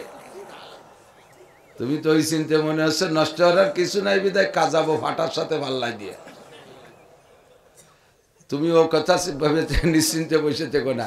40 বছরের ইবাদত নাই, নষ্ট হতে পারবে না। নষ্ট হলে যে পরিমাণ ক্ষতি হয়, সম পরিমাণ গুনাহ দিয়ে তোমার আমলনামা ভরিয়ে দেবে এক এক গালিতে। মালিকের কাছে ব্যবস্থা আছে না নাই? জিহ্বের মালিক কে? আপনি তো বলবেন না, স্বীকার করবেন আল্লাহকে। আলাম না যে আল্লাহু আইনাইন ওয়া লিসানা ওয়া শাফাতাইন, তোর দুটো চোখকে আমি দেই নাই, তোর আব্বা মা দিয়েছে। তোর জিহ্বাকে আমি, তোর জিহ্বার ঠোঁটকে আমি দেই নাই, আমি আল্লাহই দিয়েছি, তোর আব্বা মা দেয়নি। তা আমার দেয়া অঙ্গরে তোর ইচ্ছে মতো ব্যবহার করিস কে? ওর মধ্যে একটু নামাজ রে কায়েম কর, জিহ্বার মধ্যে নামাজ রে কায়েম কর, চোখের মধ্যে নামাজ রে কায়েম কর, তাহলে দেখবি তুই নামাজের ফলাফল পাবি। নামাজের ফলাফল কি? রিজিকের অভাব হবে না, আর সব গুনার কাছ থেকে ফিরে আসা যাবে। কথা কোন ঠিক ঠিক? আল্লাহু আকবার। মাইয়াজমালি মা বাইরা লাহিয়াইহা। আজকে থেকে কয়েকজন মানুষ একটু প্রতিজ্ঞা করেন, যারা কাজাকাজি করেন না তারা করেন। আর আরে ভাই, কেন কাজাকাজি করবো কেন? রাগ আপনি হন, হুজুররাও কি রাগ হয় না? হ্যাঁ, তাই হুজুররা তো রাগ যে কোনোভাবে তো হজম করিয়ে ফেলতেছে, কাজায় না তো, আপনি কাজান কে? এমন বকাবকি স্বভাবে পরিণত হয়ে গেছে, মানে বকা নিজের দেশে টেরও পায় না, গতানুগতিক বাড়িতে থাকে। 5টা কথার ভিতরে 3টে গালি 2টে কথা, কাজাইছি, মানে ওটার সেট হয়ে গেছে। হিতে ঘুরতে তালে আছে, আসতে তালে আছে। যদি আপনারা এভাবে আগ্রহ করেন তাহলে আল্লাহর পক্ষ থেকে কথা আসবে। বক্তারা কথা বলার সময় হাত নেড়ে নেড়ে কথা বলে, এটাও হুজুর উদাহরণের ভিতরে বলেন যে হাতটা যে নাড়ে, হাত নাড়ি তো সবাই কথা বলে, আমরাও কথা বলি, হাতের অ্যাটেনশনটা এরকম হয়। এর তর্জমা হলো হাতে 5টা পাইপ, আঙ্গুল 5টা, আঙ্গুল 5টা পাইপ। যখন এরকম করা হয়, এই মোটা পাইপটার মাথা উপর থেকে কথা আসে, এই একটা পাইপ দিয়ে আপনাদের দিক সাপ্লাই হয়। বক্তার ওয়াজ যেমন আপনারা শুনবেন, বক্তা নিজেও শোনে, তো আপনাদের দিকে মাত্র 1 পাইপের সাপ্লাই, আর আমার নিজের দিক 3 পাইপ। এরকম সেট করে দেখেন, নিজের দিক 3 পাইপ। আমার এই 1 পাইপের সাপ্লাইতে যদি হাজারো মানুষের মন তৈরি হয়, তাহলে আমার দিক আসতেছে 3 পাইপের সাপ্লাই। আমি শুনবো 3 গুণ বেশি, আমার ফায়দা বেশি। এই জন্য বয়ান করার সময় আমার নিজের ফায়দার দিক লক্ষ্য করে বয়ান করি, যে কথাটা আমার দরকার এইটা বলি, তাতে আশা করি অন্য মানুষের উপকার হবে। মাগরিবের পরের সময় ঈশা পর্যন্ত সময় কম। যশোর এলাকায় একসময় খুব বেশি আসতাম, মাঝে একটু কম আসা হচ্ছে, অন্য দিক ছড়াই পড়ছি, যার কারণে কম আসছে। এলাকায় যথেষ্ট মুহিব্বিন মুতাআল্লিকিন, আমাদের ভালোবাসার মানুষ আছে। আমি এজন্য এলাকায় মাগরিবের পরে ওয়াজ নিতে চাই না, যে অল্প একটু সময় কথা বলে আমিও তৃপ্তি পাই না, শ্রোতারাও তৃপ্তি পায় না। একটা বিষয় বলতে গেলে একটু খুলে মিলে না বলতে পারলে ভালো লাগে না, এজন্য এই টাইমে নিতে চাই না। কিন্তু না পাওয়া সত্ত্বে মুফতি ফুরকান সাহেব এবং কর্তৃপক্ষ আব্দুল হালিম ভাইজান সকলে বললেন যে একটু সোয়াই দিয়ে যান, যেখানে যাবেন সেখানেই চলে যান, আমাকে এই জায়গায় একটু হাজিরে দিয়ে গেলে হবে, আসল বক্তা আছে। আল্লাহর রহমতে আসল বক্তা আসতেছে, উপস্থিত থাকবে, সময় মতো বয়ান শুনবেন, থাকবেন তো ইনশাআল্লাহ। আল্লাহ পাক রব্বুল আলামিনের কুদরত অপরিসীম, মহান আল্লাহ যেমন তার কুদরত, তেমন তার কুদরতের তলদেশ কত নিচে তা আমাদের এই ছোট্ট হাত দিয়ে আমরা খুঁজে পাবো না। নবী আলাইহিস সালাতু ওয়াস সালাম বলেন, দুনিয়ার মানুষ তোমাদের কাছে জিজ্ঞাসা করবে, মুসলমান তোমাদের কাছে জিজ্ঞেস করবে, তোমরা যে আল্লাহর উপাসনা করো, আল্লাহকে দেখেছো? আল্লাহ কেমন জানো? আল্লাহর হাত কয়খান, আল্লাহর পা কয়খান, আল্লাহর মাথা কত বড়,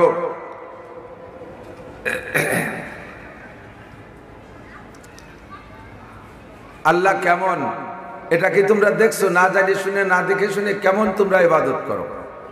তো আল্লাহ পাক রব্বুল আলামিন জবাব শিখিয়ে দিয়েছেন, তোমরা বলে দাও আল্লাহু নূরুস সামাওয়াতি ওয়াল আরদ, আল্লাহ হলেন আসমান জমিন ভরা বিশাল একটা পাওয়ার। নূর মানে পাওয়ার, শক্তি। লাইটটা আমরা দেখতেছি, লাইটের মূল অবস্থা তো আমরা বুঝতে পারি না, আলো হয়ে গেছে তাই, ঠিক না? তো আল্লাহ পাক রব্বুল আলামিন এরকম বিশাল একটা পাওয়ার, যার হাত দেখা যাবে না, পা দেখা যাবে না, মুখ দেখা যাবে না, মাথা দেখা যাবে না, তার আন্দাজ করা যাবে না সে কত বড়। সংক্ষেপে তুমি বলে দিলে দিতে পারো, বরঞ্চ বলবাই আল্লাহু আকবার, বলি আল্লাহু আকবার। আল্লাহ সবচেয়ে বড়, কত বড় তা মাপার ফিতি আমার কাছে।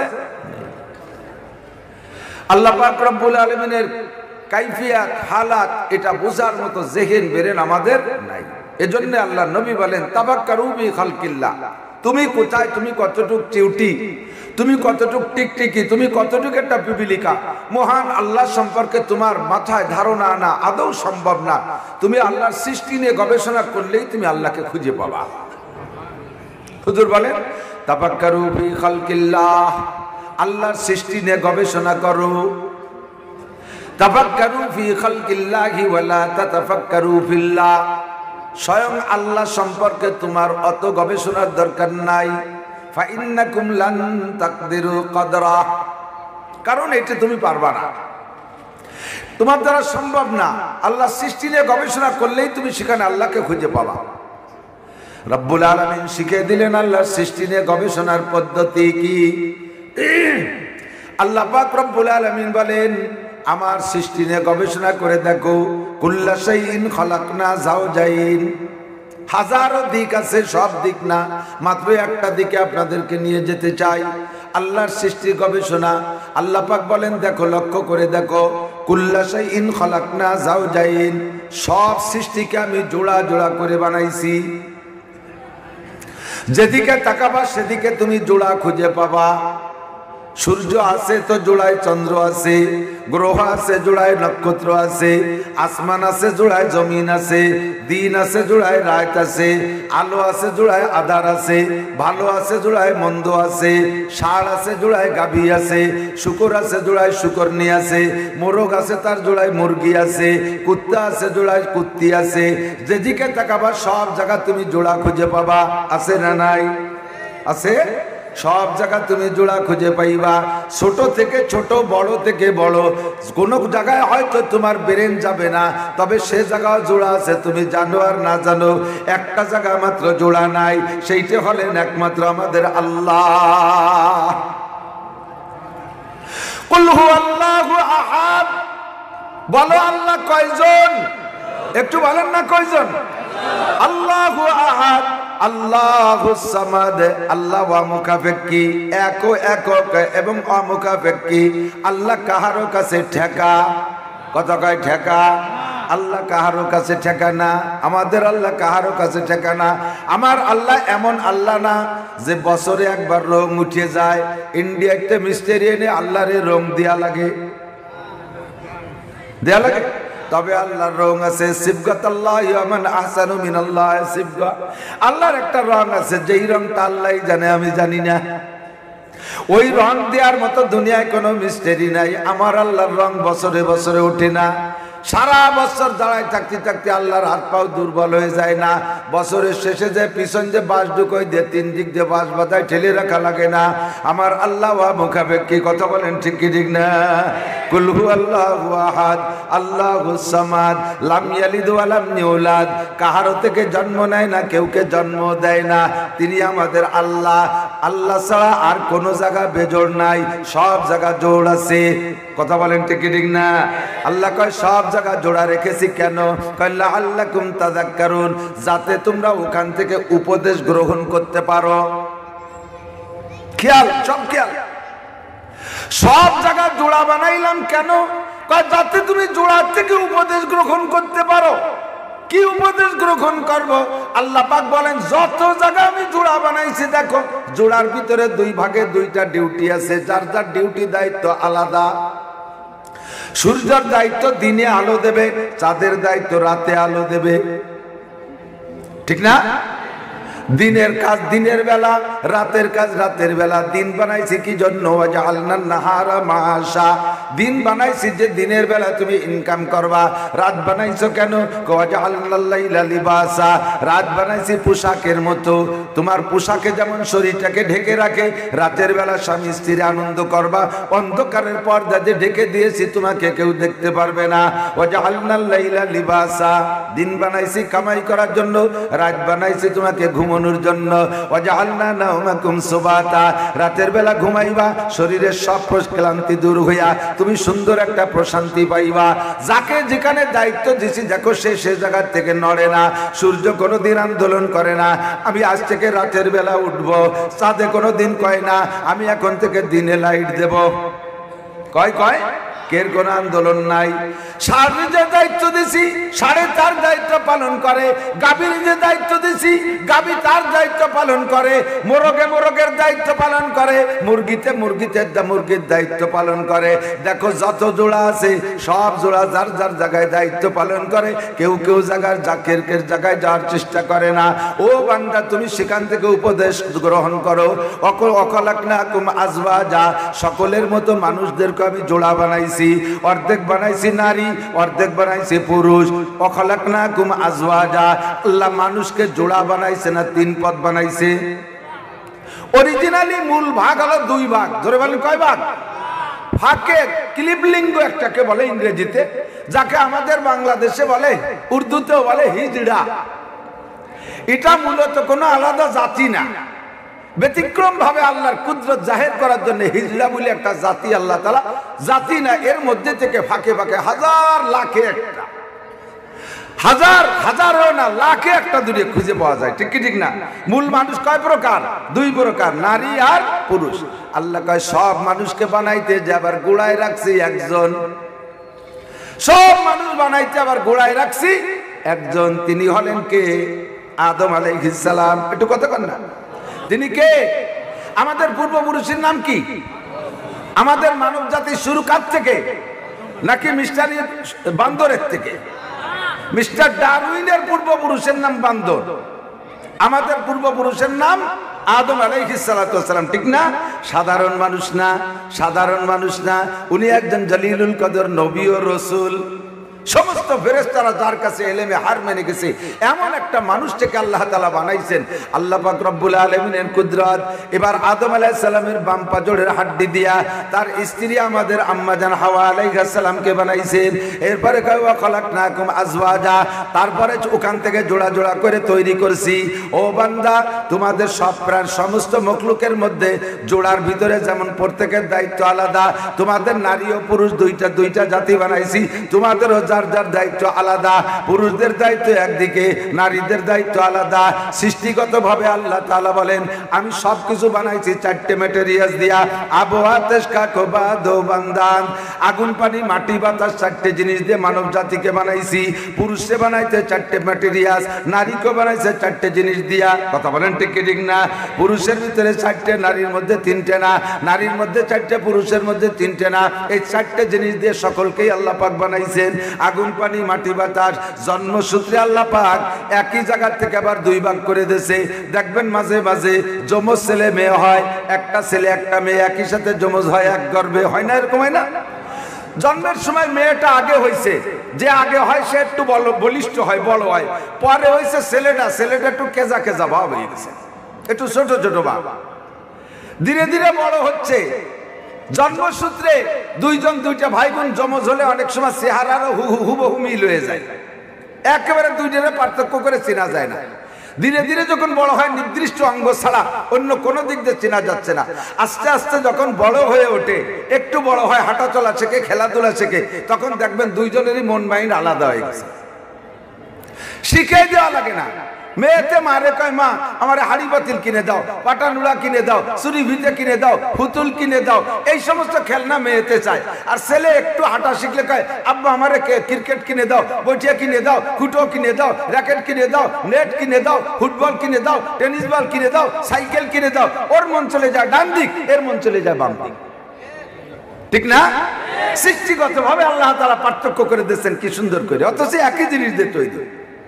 একটু যখন বড় হয়ে ওঠে, যখন সাবালেগে পদার্পণ করে, ছেলেদের পরিবর্তন এক জায়গায়, মেয়েদের পরিবর্তন আর এক জায়গায়, ঠিক কি ঠিক না? আরো দেখবেন দোস্ত, আপনি যশোর শহরে যাইয়া কোনো কসমেটিক্সের দোকানে বলবেন, মুরব্বী যারা আছে তারা, যারা মেয়েরা ইদানিং তো অনেক বাড়িতে নিজেরাই কেনে, ভালো সভ্য ভদ্র ফ্যামিলির মেয়েরা নিজেরা যায় না বাজার ঘাটে, বাপরে বলে দিচ্ছে আব্বা আমার জন্য ফেয়ার অ্যান্ড লাভলি নিয়ে এসে। বাপে যে কসমেটিক্সের দোকানে কয় বাবা একটা ফেয়ার অ্যান্ড লাভলি দাও। দোকানদার জিজ্ঞেস করবে কাকা জেন্টস না লেডিস? কতক্ষণ জিজ্ঞেস করে কি করে না? বুড়ো তো ইংরেজি জানে না, উনি কয় জেন না ইনসান, তাই ভাবছে বুঝি। কয় জেন ইনসান বুঝি না, আমার রহিমা লাগাবে। কয় থ্যাংক ইউ কাকা, বুঝছি লেডিস। বোঝা গেল কি? এদিক তাকান। সৃষ্টিগতভাবে আল্লাহ পাক একই জিনিস যে নারী পুরুষ বানাইয়া ত্বকের মধ্যে আবার পার্থক্য করে দিয়েছে। জেন্টসের ত্বক একরকম, লেডিসের ত্বক আর একরকম। ফেয়ার অ্যান্ড লাভলি দুই প্রকার বানানো আছে। পুরুষেরটা মহিলারা ব্যবহার করলে ডিসকালার হয়ে যায়, মহিলাদেরটা পুরুষে ব্যবহার করলে চেহারা ডিসকালার হয়ে যায়। ত্বকের মধ্যে আল্লাহ পাক পার্থক্য করে দিয়েছেন। অখালাকনাকুম আজওয়াজা, তোমাদের সব জায়গা আমি পৃথক করেছি, জোড়া বানাইছি, অর্ধেক পুরুষ আর অর্ধেক নারী। পুরুষদের সবকিছু আলাদা, নারীদের সবকিছু আলাদা, বাহ্যিকভাবে আলাদা, শরীয়তের দিক দিয়ে আল্লাহ পাক আলাদা করে রাখছে। বাহিরের যত কাজ পুরুষরা করবে, ভিতরের যত কাজ নারীরা করবে। শক্ত কাজগুলো পুরুষরা করবে, নরম কাজগুলো নারীরা করবে। গাড়ি চালাবে পুরুষরা, বিমান চালাবে পুরুষ, ট্রাক চালাবে পুরুষ, রাস্তায় কাজ করবে পুরুষ, মাঠে ঘাটে কাজ করবে পুরুষ, ব্যবসা বাণিজ্য করবে পুরুষ, চাকরি বাকরি বাহিরে করবে পুরুষরা। সব শক্ত কাজগুলো পুরুষ করবে, ক্যাটকামার করবে পুরুষরা, বাহিরের সমস্ত শক্ত কাজ করবে পুরুষরা। নারীদেরকে আল্লাহ সৃষ্টিগতভাবে দুর্বল বানাইছে, একেবারে অরিজিনালি দুর্বল বানাইছে। আল্লাহ নিজেই বলেন আর রিজালু কাওয়ামুনা আলান নিসা, পুরুষদেরকে আমি নারীদের উপর দিয়ে প্রাধান্য দিয়েছি। ওরা নরম দুর্বল থাকবে, তারা ঘরের ভিতরে, তাদের কাজ আলাদা। শরীয়তের বিধিবিধান দিতে গিয়ে আল্লাহ পাক দুই গোষ্ঠীর জন্য দুই রকম দিয়েছেন। পুরুষের নামাজ একরকম, নারীদের নামাজ আর এক রকম। কথা বলেন ঠিক ঠিক না? আমাদের দেশে একদল ভাই আছে, নাম পরিচয় দিচ্ছেন আহলে হাদিস। ওনাদের দাবি নারী আর পুরুষের নামাজের মধ্যে কোনো পার্থক্য নাই। নারী আর পুরুষের নামাজের মধ্যে পার্থক্য আছে না নাই? যদি বলো নারী আর পুরুষের নামাজের মধ্যে পার্থক্য নাই, উভয় নবী পাকের একটা হাদিস থেকে নামাজ শিখছে, সেটা হলো হুজুর বলেন সাল্লু কামা রাআইতুমুনি উসাল্লি, তোমরা নামাজ পড়ো আমাকে যেমন নামাজ পড়তে দেখো। আমার নবী ছিলেন পুরুষ, হুজুরের নামাজের মতো উম্মতকে নামাজ পড়তে বলছেন। কাজে উম্মত নারী আর পুরুষ সবাই হুজুরের নামাজের মতো নামাজ পড়বে।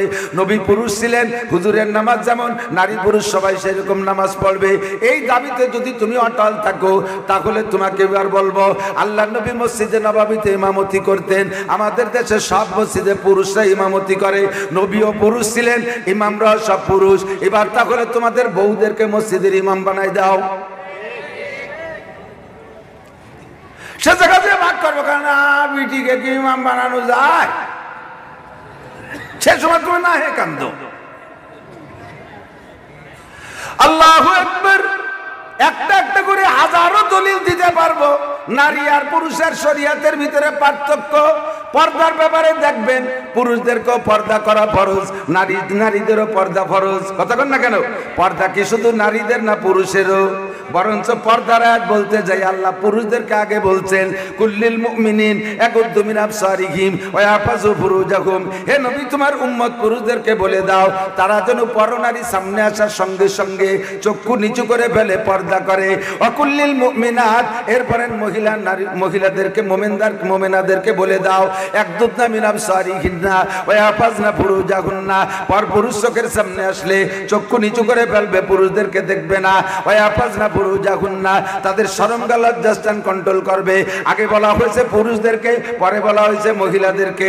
এই আয়াতের ভিতরে পর্দার কথা বলা হয়েছে। পুরুষও পর্দা করবে, নারীরাও পর্দা করবে। তাহলে পর্দার হুকুমে উভয় জাতি এক আছে, একই জায়গায় আসছে, কিন্তু পর্দার সিস্টেম ভিন্ন। কতক্ষণ ঠিক না?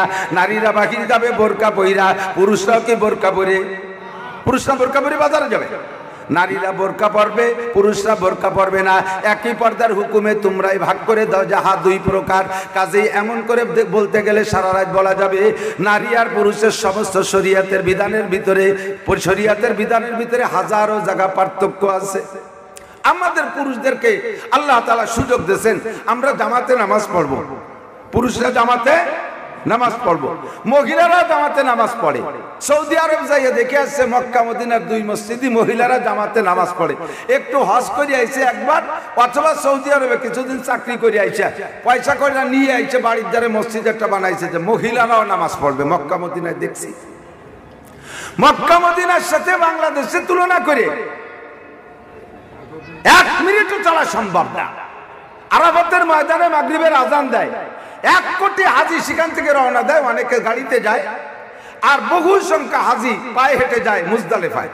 মাগরিবের নামাজ আরাফাতে পড়া যাবে না, আজান দেবে, ওখানে নামাজ পড়লে নামাজ হবে ওরা, ও নামাজ পড়তে হবে মুজদালিফায় যাইয়া। রাত 11টা 12টা 1টা 2টা যার যেমন বাজে ওখানে গিয়ে নামাজ পড়তে হবে। পায়ে হেঁটে 1 কোটি মানুষ রওনা দেয়, পায়ে হেঁটে 1 কোটি মানুষ রওনা দেয়। এই 1 কোটি মানুষের ভিতরে নারী আছে, পুরুষ আছে, গায়ে গায়ে মিশে মিশে চলে। মিশরি, পাকিস্তানি, সৌদি আরবিয়ান সুন্দরী সুন্দরী নারীরা, মুখ খোলা ইয়াং যুবতীরা পুরুষের সাথে গায়ে গায়ে মিশে, এত ঘন বসতি সেখানে, হাঁটা লাগে না, 2-3 কিলোমিটার মধ্যে হাঁটা লাগে না। পড়িয়ে গেলে খালি মরিয়ে যাবেন, সোজায় দাঁড়ায় থাকবেন, আপনার হাঁটা লাগবে না, অনায়াসে সত্যি তালে থাকবেন।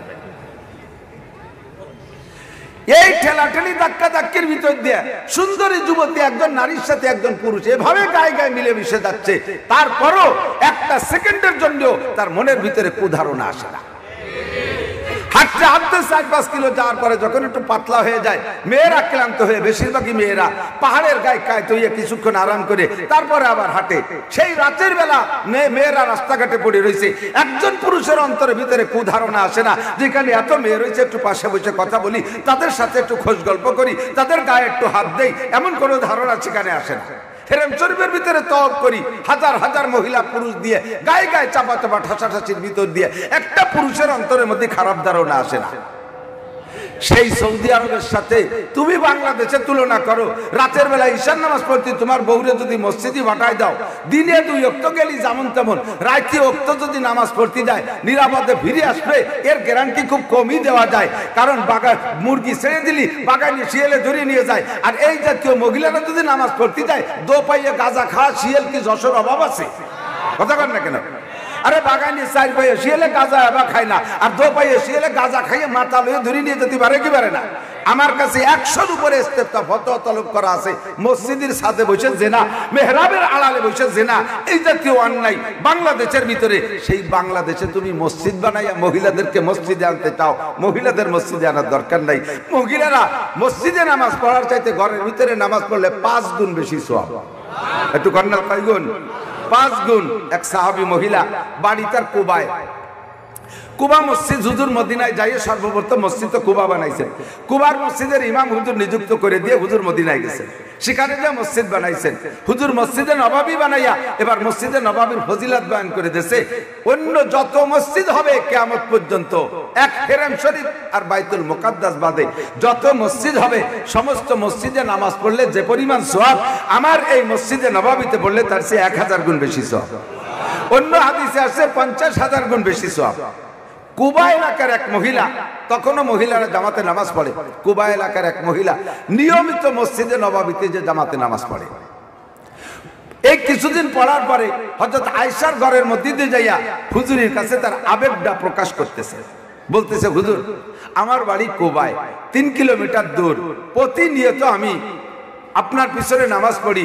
মাগরিব পড়তে আসলে ঈশা পড়ে যাই, অনেক সময় আসর পড়তে আসলে একবার ঈশা পড়ে যাই, আর জোহর পড়ে হয়তো বাসায় আরেকবার যাই। তবে আমি 5 ওয়াক্ত নামাজ আপনার পিছনে পড়তে চাই এবং পড়ার চেষ্টা করি। কেন? আপনি বলেছেন আপনার মসজিদে নামাজ পড়লে অন্য মসজিদের চেয়ে 50,000 গুণ বেশি সওয়াব। আবার আপনার মুখের কিরাত শুনলে দিলটা ঠান্ডা হয়ে যায়, এই জন্য আমি কষ্ট করে কুবা থেকে চলে আসি। হুজুর মহিলাকে খুব লক্ষ্য, হুজুর মহিলাকে সাবাস দিলেন। আল্লাহ তাআলা তোমার যৌক শোক বাড়ায় দিক, আল্লাহ তাআলা তোমার নেকির পাল্লা ভারী করে দিক, আল্লাহ তাআলা তোমার তাকওয়া পরহেজগারি বাড়ায় দিক, আল্লাহ তাআলা তোমাকে তৌফিক দিক। এভাবে বেশ দোয়া করছেন। এই দোয়ার দ্বারা মহিলা বুঝছে যে আমাকে তাহলে নিয়মিত হুজুর কুবা থেকে মসজিদে নববীতে আসার অনুমতি দিয়েছেন।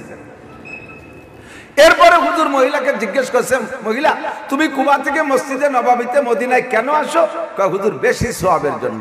হুজুর এবার বললেন, যদি বেশি নেকির আশায় মসজিদে কুবা থেকে মসজিদে নববীতে আসো, তাহলে এর চেয়ে বেশি নেকি হয় এক জায়গা নামাজ পড়লে, তা কি তোমারে বলবো? যদি সত্যি তুমি বেশি নেকির আশায় নামাজ পড়তে ওইখান থেকে এখানে 3 মাইল হেঁটে আসো, এর চেয়ে বেশি নেকি হবে এক জায়গা পড়লে, তা কি তোমারে বলবো? তা হুজুর জি জি হুজুর, আমি তো নেকির লোভে এগুলো করি। কয় যে মসজিদে এই নববীতে পড়ার চাইতে তুমি কুবা মসজিদে পড়লে আরো বেশি নেকি হয়। এবার কি বুঝছেন?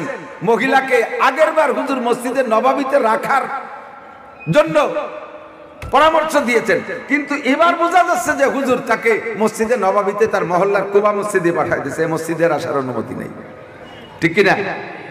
এরপরে হুজুর বলতেছেন, তুমি মসজিদে নামাজ পড়বা তো নেকি বেশির আশায়? জি হুজুর, তাহলে তোমাকে কুবা মসজিদে নামাজ পড়ার চাইতেও আর একটা জায়গায় নামাজ পড়লে বেশি সওয়াব হয়, বলবো? জি হুজুর বলেন। কয় যে সেটা হলো তোমার বাড়ির যে কোনো ঘরে নামাজ পড়লে কুবা মসজিদের চাইতেও বেশি সওয়াব হয়। এবার মহিলাকে মসজিদে রাখছে না বাড়ি নিয়ে গেছে? বাড়ি নিয়ে গেছে না, মসজিদ থেকে বেরোয় নিয়েছে। এরপরে বলতেছে বাড়ির যে কোনো ঘরে পড়ার চাইতেও আর এক জায়গা পড়লে বেশি নাকি হয়, বলবো? বলে জি হুজুর, সেটা হলো তোমার নিজস্ব বসবাসের ঘর। তাহলে আরো ক্লোজ করে ফেলাইছে। এবার বললেন নিজের বসবাস ঘরের যে কোনো জায়গা পড়ার চাইতে আর একটা জায়গা পড়লে সবচেয়ে বেশি নাকি হয়, বলবো? জি হুজুর বলেন। সেটা হলো তোমার ঘরের ভিতরে নামাজ বলে আলাদা একটা গোপন রুম বানাইয়া, খাস রুম, যে জায়গা সকলের যাতায়াত থাকবে না, এমন নির্জন জায়গায় পড়লে তোমার তার চাইতে বেশি নাকি হয়।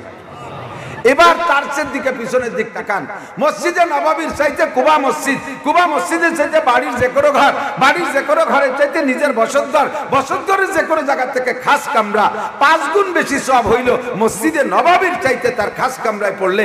আমার বাংলাদেশে যে কোনো মসজিদে পড়ার চাইতে মহিলারা তার নিজস্ব নির্জন রুমে নামাজ পড়লে 5 গুণ না, আমার বিশ্বাস 500 গুণ বেশি নেকি হবে। কারণ বাংলাদেশ ফিতনায় ভরা, ঠিক কি ঠিক না? এজন্য মহিলাদেরকে আমরা মসজিদে যাইতে নিষেধ করি। আহলে হক উলামায়ে কেরাম, আব্দুল হালিম সাহেবের স্ত্রী মসজিদে যায় না, আনোয়ারুল করিম সাহেবের স্ত্রী মসজিদে যায় না, ইউনুস সাহেবের স্ত্রী নামাজ পড়ে না মসজিদে যায়, আহমদ শফি সাহেবের স্ত্রী পড়ে নাই, সরমুনার বিশ্ববের স্ত্রী মসজিদে যেয়ে পড়ে না, আমাদের হাজারো উলামায়ে কেরামের স্ত্রীরা মসজিদে পড়ে না। কিন্তু রমজান মাস আসলে একদল মহিলাদের পাবলিকদের বউরা যে এত দিনদার হয়ে যায়, সে জামাতে তারাবি পড়তে মসজিদে চলে যাওয়ার জন্য পাগল হয়ে যায়। কত বড় দিনদার!